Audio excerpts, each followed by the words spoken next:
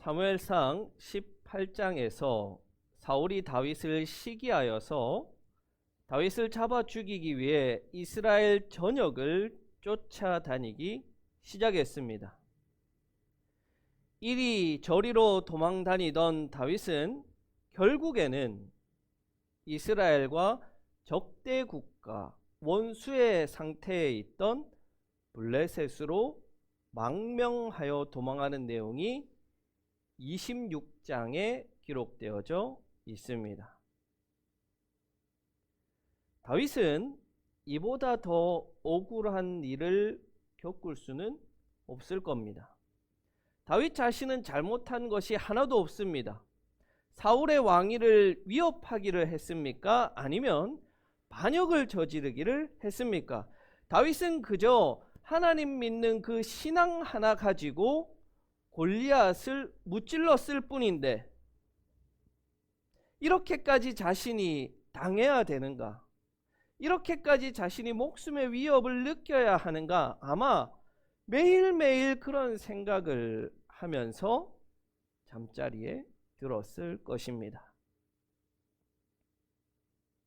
그런 다윗이 처음에는 도망 다니기만 했습니다. 목숨을 부지하는데 급급했던 것이지요. 그러다가 다윗에게 몰려드는 사람들이 점차 늘어남에 따라서 이제는 도망자가 아니라 반역자, 이스라엘의 왕을 반역하고 적대하는 무리의 지도자가 되어 버립니다.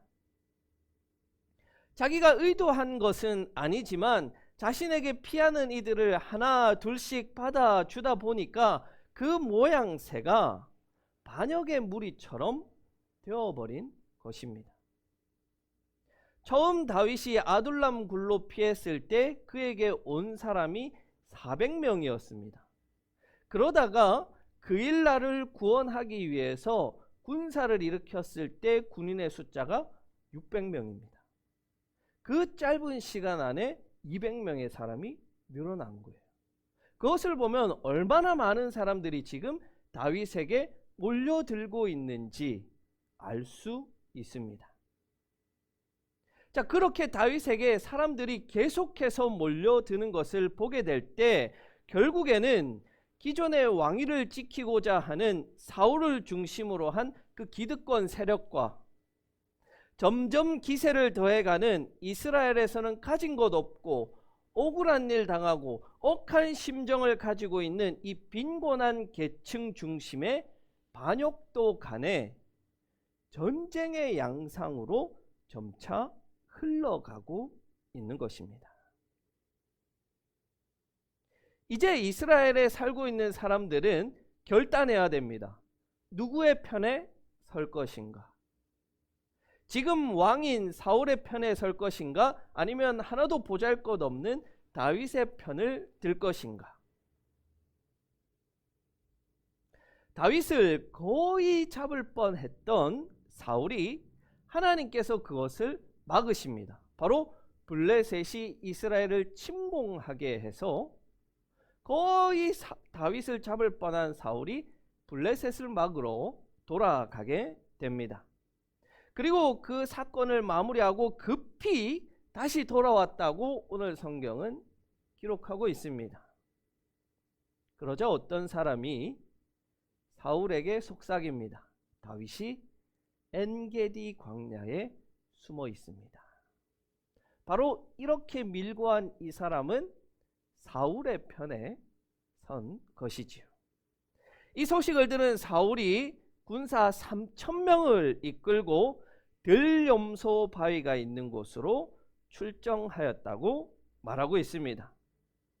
여기 엔게디라는 곳은 바로 이 사해 서쪽에 바로 딱 붙어 있는 지역으로 엔게디라고 했을 때 엔이라는 것은 샘물이라는 뜻이고 게디라는 것은 새끼 염소를 뜻합니다.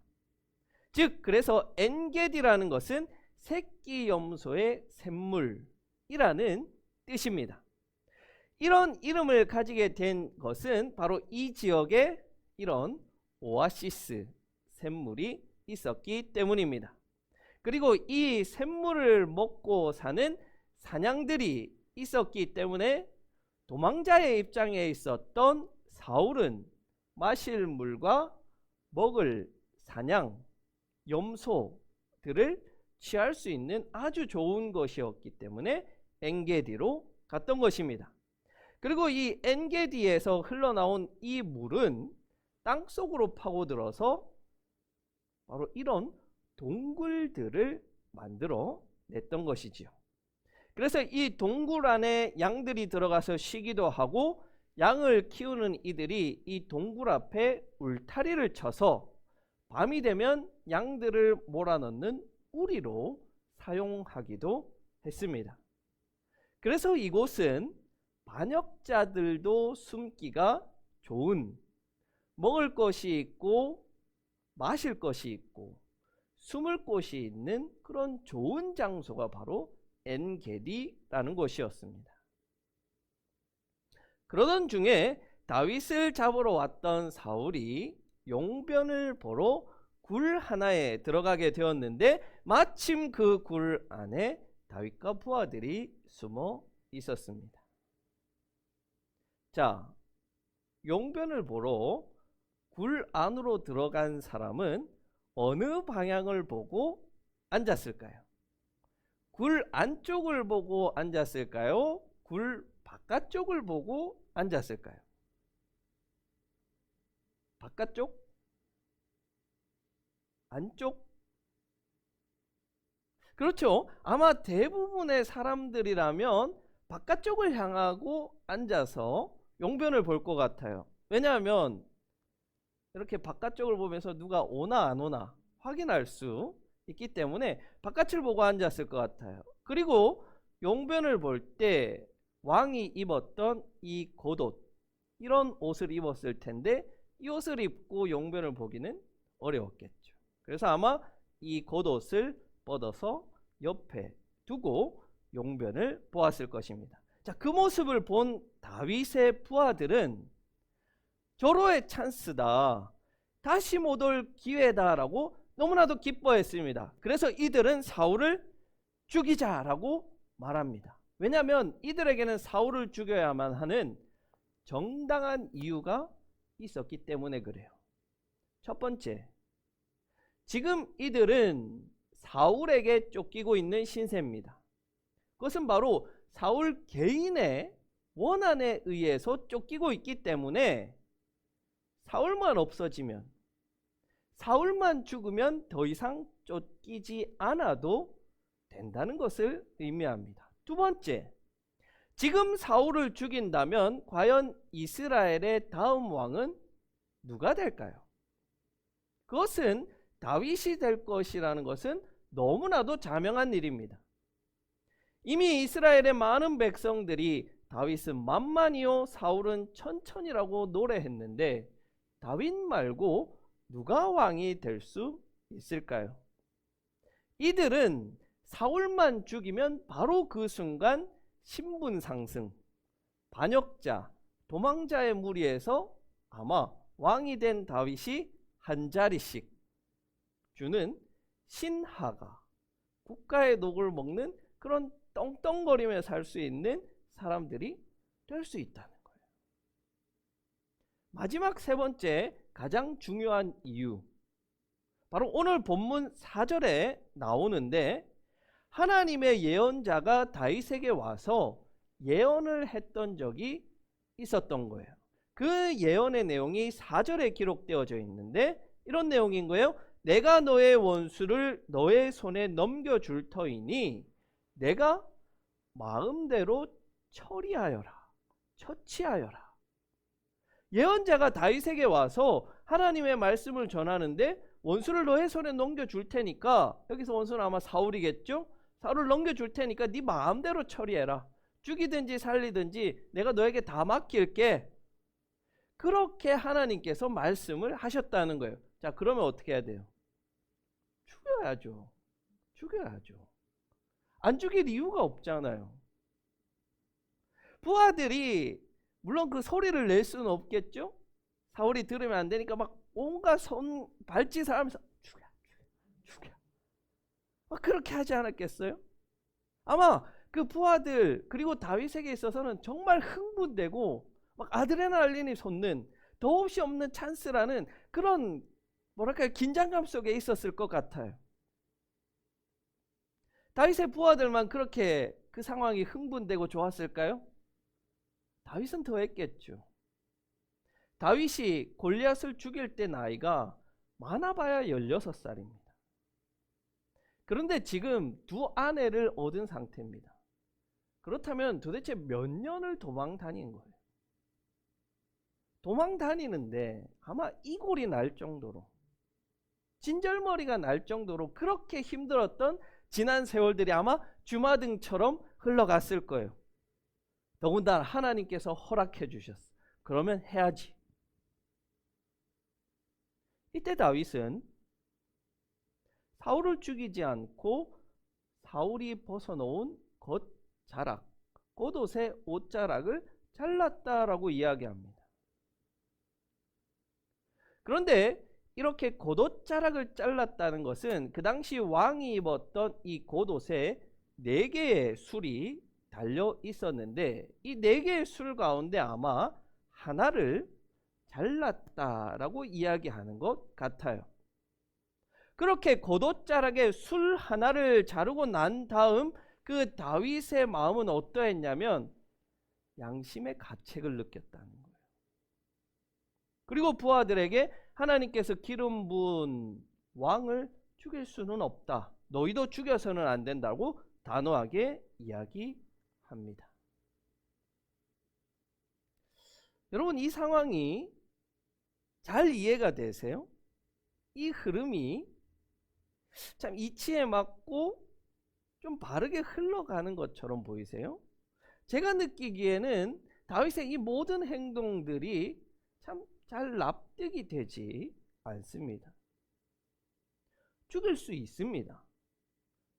죽여도 됩니다. 아니요, 죽여야만 내가 사는 거예요.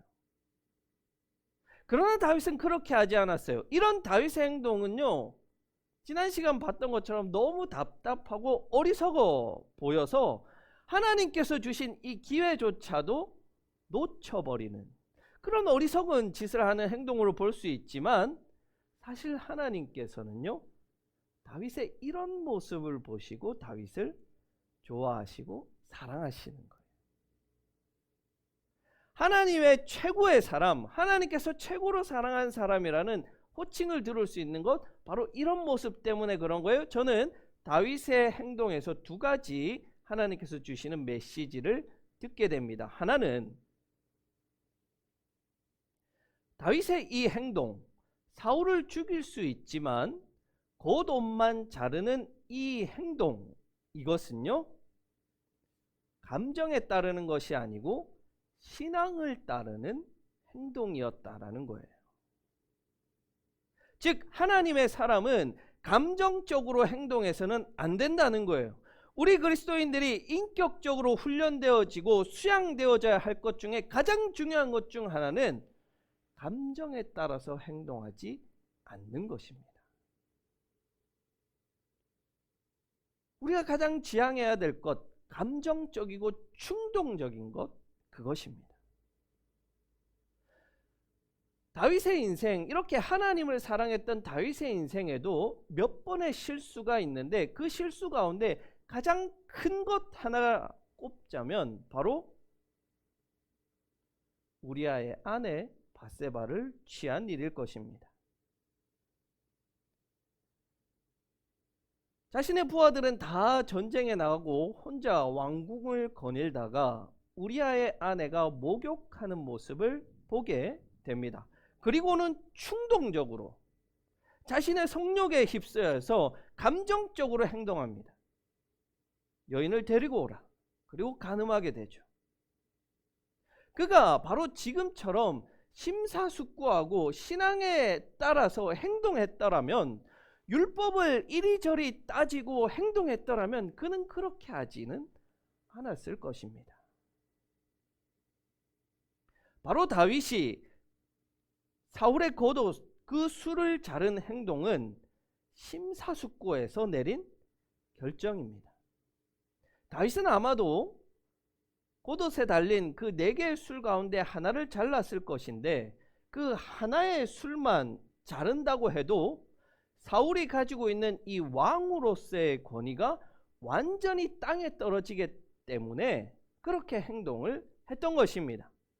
자, 사울이 입었던 옷, 이것은 이제 당시 제사장의 옷인데 이 옷과 크게 다르지가 않을 것입니다. 바로 이 겉옷의 밑에 보면 술이 달려져 있습니다. 이 술이라는 것은 여러분들이 무엇을 생각하면 되냐면 우리 옛날에 관광버스 보면 이렇게 커튼이 달려있고 거기에 주렁주렁 달려있는 거 있잖아요. 그게 술입니다. 바로 그런 술이 제사장의 옷에도 달려있고 왕의 옷에 4개가 달려 있었던 것입니다.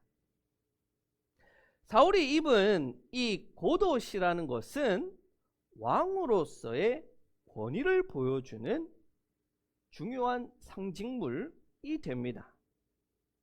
여러분, 우리가 드라마 같은 것을 보면 조선시대 때 왕들이 백성의 민심을 살피고자 밤에 몰래 이렇게 나가서 살펴볼 때가 있잖아요. 그러면 제일 먼저 하는 게 뭐냐면 바로 이 왕으로서 입었던 그 옷을 벗어버리고 평민의 옷을 입는 거예요.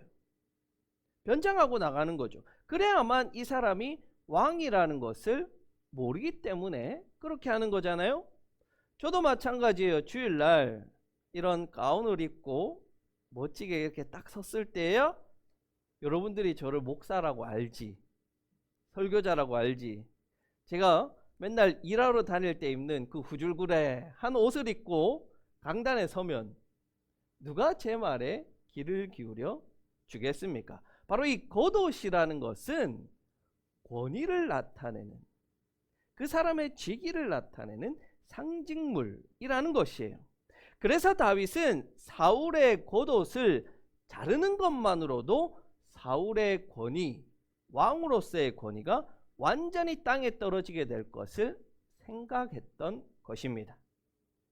그것은 뒤에 이어지는 이야기에서 반증되는데, 용변을 보고 나간 사울이 다윗의 손에 들려져 있는 술 하나를 보게 되었을 때 이렇게 고백합니다. 20절입니다. 나도 분명히 안다. 너는 틀림없이 왕이 될 것이고 이스라엘 나라가 내 손에서 굳게 설 것이다. 왕으로서의 권위가 다윗에게 넘어갔다는 것을 인정하고 있는 거예요.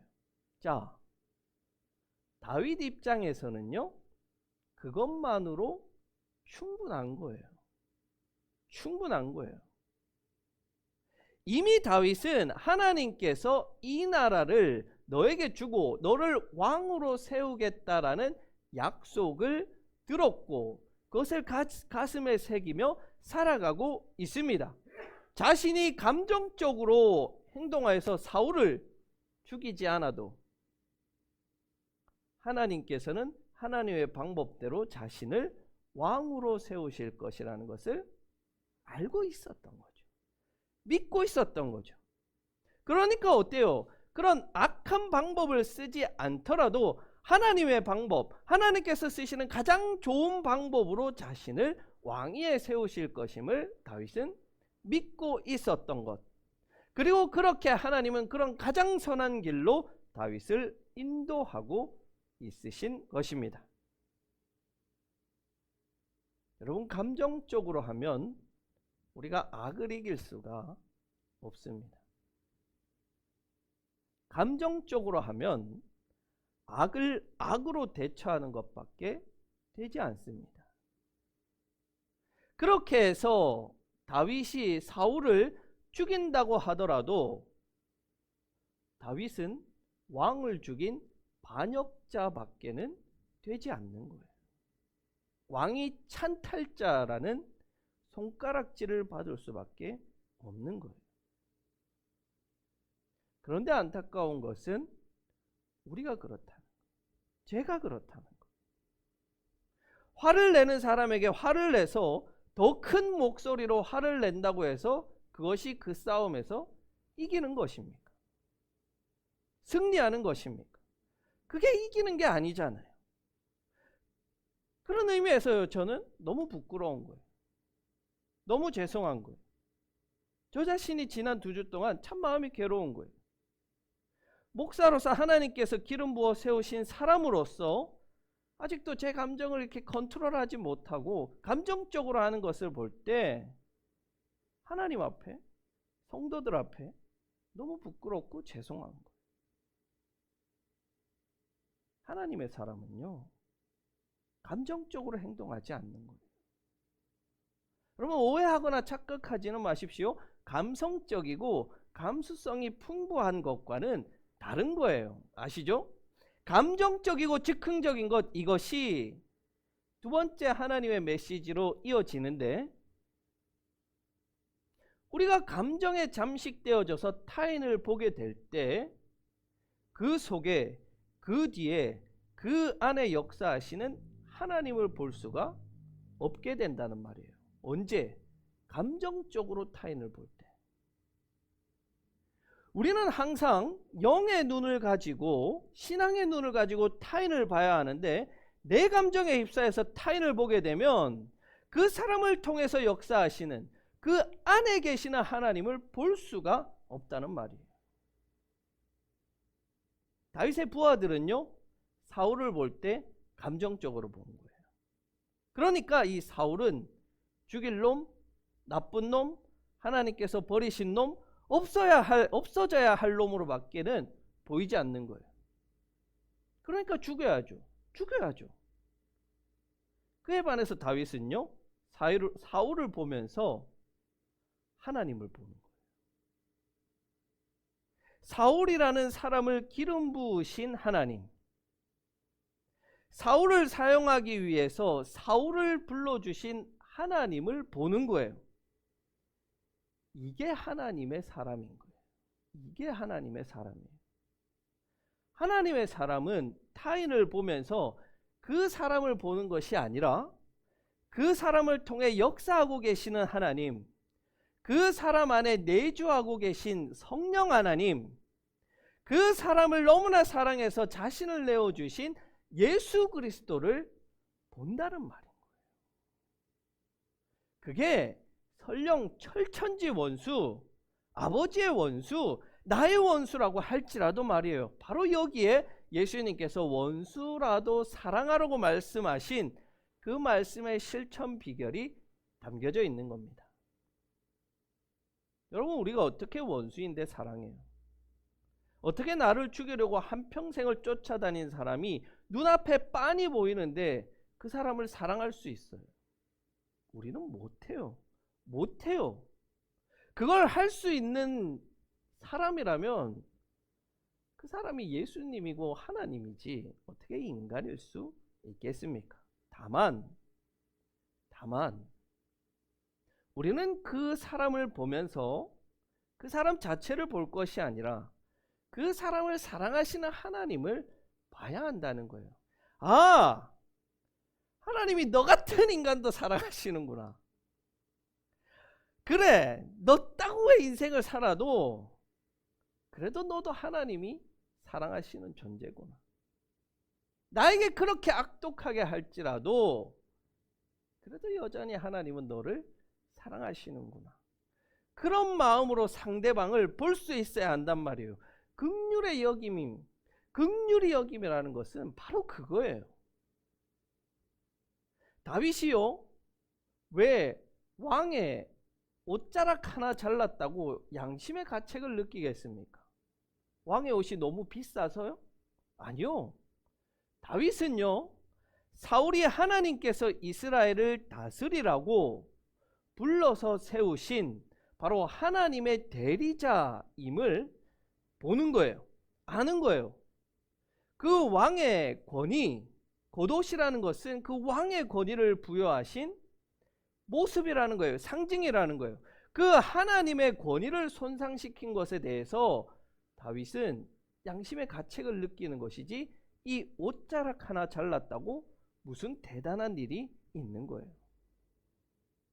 그렇게 다윗은 사울을 보면서 하나님을 보고 사울의 권위를 보면서 하나님의 권위를 보고 있는 거예요.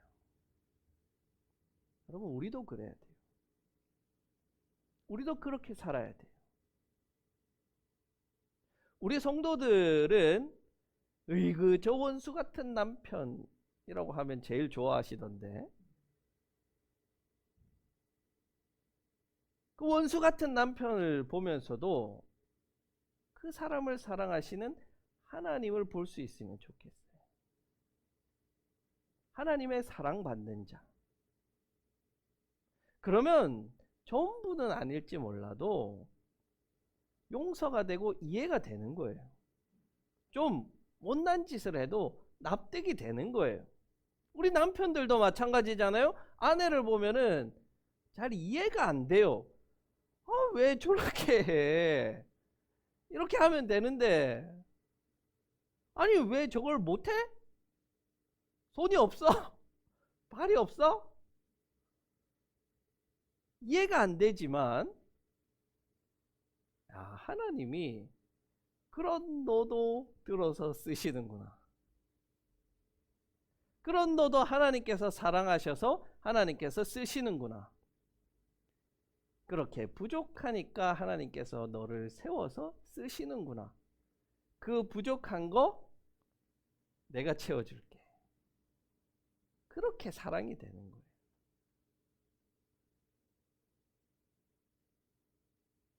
어떤 교회가 이런 거를 했다던데 우리 같이 함께 한번 해봅시다. 제가 앞에 읽으면 여러분이 뒤에 읽는 거예요.